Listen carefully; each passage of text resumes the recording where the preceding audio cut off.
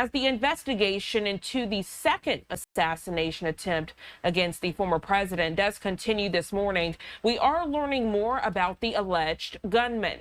Fox News' Sue Guzman takes a closer look at Trump's condition as officials highlight how they apprehended the suspect. The FBI continues investigating a second assassination attempt against former President Donald Trump. Former President Donald Trump is safe and unharmed. Sunday's incident taking place in Florida at Trump's West Palm Beach golf course and comes roughly 2 months after Trump was shot during a rally in Butler, Pennsylvania. President Trump is under serious threat. The former president was out golfing when Secret Service agents patrolling the course spotted the muzzle of an AK-style rifle poking through bushes lining the property. Agents opened fire, causing the suspect to make his escape. In the bushes where this guy was is an AK-47 style rifle with a scope, 2 backpacks, and a GoPro. A witness was able to catch the car and license plate number of the suspect. One of my road patrol units saw the vehicle, matched the tag. We pinched in the car, got it safely stopped, and got the driver in custody. Police identifying the alleged gunman as 58-year-old Ryan Routh. Was not displaying a lot of emotion, never asked what is this about. Records show the suspect lived in North Carolina before moving to Hawaii in 2018. One of his neighbors expressing shock as he recalls their interactions. Never mean-spirited and always welcoming, just in general. In an email, Trump told supporters he is, quote, safe and well. President Joe Biden and Vice President Kamala Harris both issuing similar statements condemning political violence. Meanwhile, the FBI is urging anyone with information to contact their tip line. At 1-800-CALL-FBI. Sue Guzman, Fox News.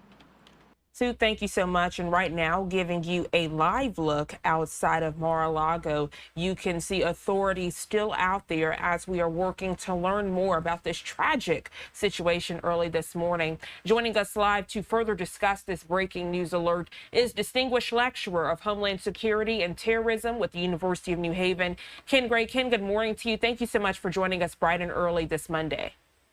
Good morning, Janae. Glad to be with you. So, Ken, we've learned a lot, but still there are many questions this Monday morning. No one thought we'd be getting this breaking news late Sunday afternoon, learning there was a second assassination attempt against former President Donald Trump. For those just waking up this morning, maybe they didn't hear about this news alert. Can you catch us up and give us the latest details, please? Of course. So yesterday, sometime around 1:30 p.m., while former President Trump was out playing golf at his golf course down in Palm Beach County.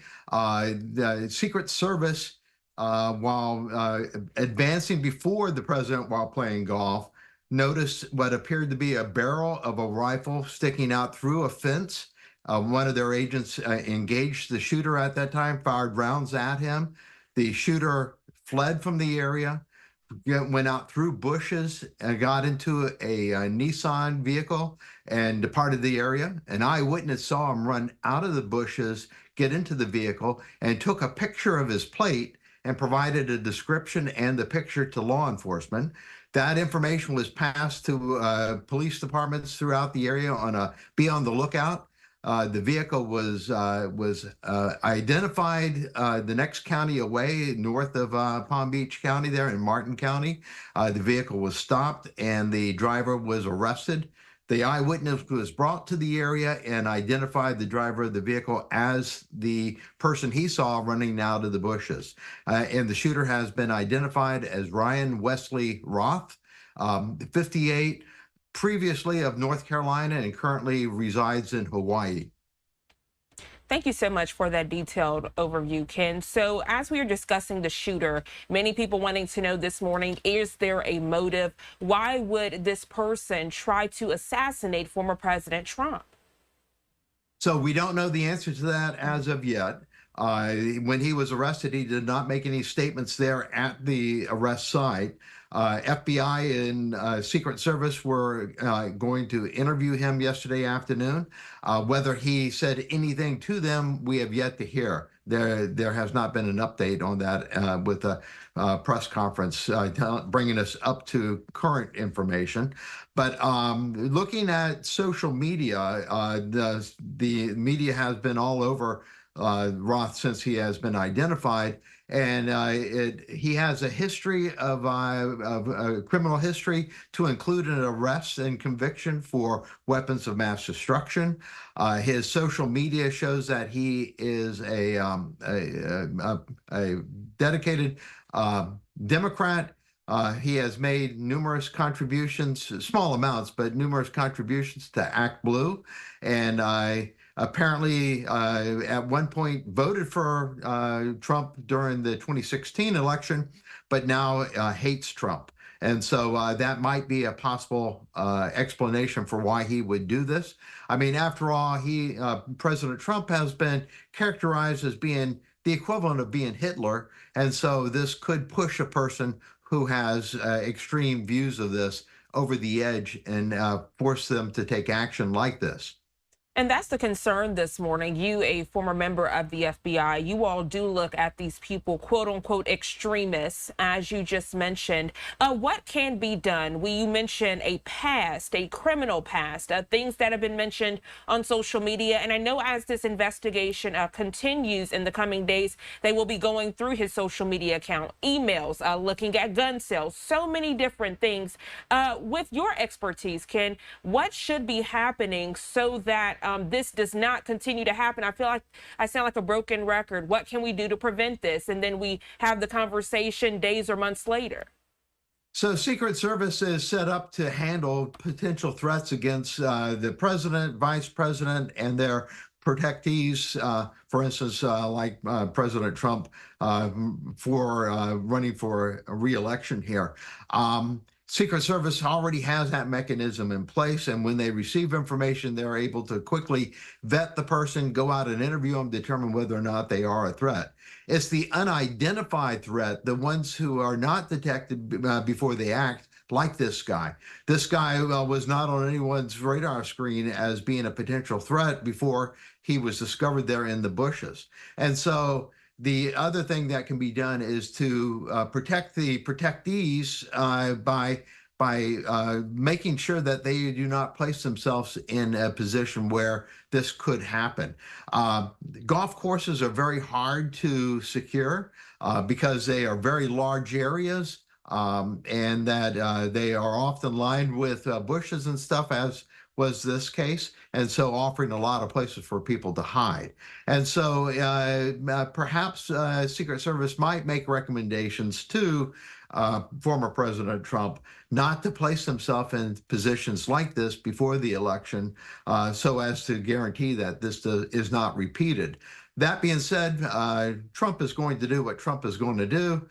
We saw that with the efforts to put up glass barriers, bulletproof glass, at outdoor rallies, and yet President Trump walked around that at one rally when he saw somebody faint in the audience. And so Secret Service has a hard task ahead of them, trying to restrict President Trump from placing himself in areas that he might be attacked. But at the same time, this was a golf course. And this was not only a golf course, this was his golf course. This was the Trump International Golf Course. And so of any place that he should feel safe, you would think that was it. You mentioned a great point, Ken. You're saying it's a golf course. How many times have we said it's a movie theater? It's a school with children inside. And as you were talking about warning signs, that's the scary part, because FBI, Secret Service, other authorities, they can see different warning signs, maybe a letter that was written, a odd post on social media. But for this particular incident, at least at this time, there wasn't really a defining moment that could have let authorities know this would potentially potentially happen. And that's the scary part. For this particular situation, though, I want to look at the response. Let's compare and contrast it to that first assassination attempt against former President Donald Trump. Do you think the response was better? Do you think they learned from that first assassination attempt and were able to act fast and swiftly? So this is a kind of a mixed report card. Secret Service, by having people go ahead of the golf course, was able to detect this shooter and stop him from acting. However, with that rifle, the shooter, had he wanted to do so, to take a shot at the point that before he was detected, he could have hit President Trump at this distance. Trump was somewhere between 300 and 500 yards away, and with a rifle with a scope, that would be a shot that a shooter could be able to take. But Secret Service detected him before by having a Secret Service agent clearing the area ahead before President Trump moved in that direction. And so kudos to Secret Service from that aspect. But at the same time, how was it that this shooter was able to get into the shrubbery undetected and lie in wait, waiting for President Trump? And how did he even know when President Trump was going to be on that golf course at the time he was, to be able to set up ahead of time? So as I say, a mixed report card, but Secret Service, as far as the immediate tactical response and preventing this attack, kudos to them and being able to see that barrel and react the way that they did. They stopped almost a definite assassination attempt in this case. Well, Ken, so many great questions you are asking this Monday morning. I'm sure the viewers are hoping to get those answers in the coming days as this investigation does reveal more details. Anything else you'd like to add before we let you go? Anything we need to be keeping a close eye for? Any key words we need to be listening for to learn more about this tragedy? So I'd like to point out that as far as the report on this incident goes, is that yesterday, when I first ended up on the air on this, the information that was had at that particular moment was a shooting occurred in the vicinity of the golf course, and that it did not directly involve Trump. That it moved from shooting in the general vicinity to a shooting in the parking lot, between two people not involving Trump, to a shooting that was close to President Trump, and then it became a Secret Service agent that was the one that was shooting at a potential sniper, and then it turned into a very serious attempt on President Trump here. And so this story rapidly evolved from not being against Trump to being a direct action against Trump that was closely averted. And so it's interesting to look at how this story morphed. When details are not known ahead of time, or as it is breaking out, the media is going to fill that void, and we see how the story changed. So it's just interesting that really we have to wait until we get the facts before we put out a story about what went on. Absolutely. It's better to wait and say what you do know and not speculate and say what you don't know. Great points you are making this Monday morning. Ken Gray, always a pleasure. We appreciate your expertise and perspective on this topic. I'm sure you'll be joining us again in the coming days as we learn more. I hope you enjoy the rest of your day. Thank you so much. Thank you.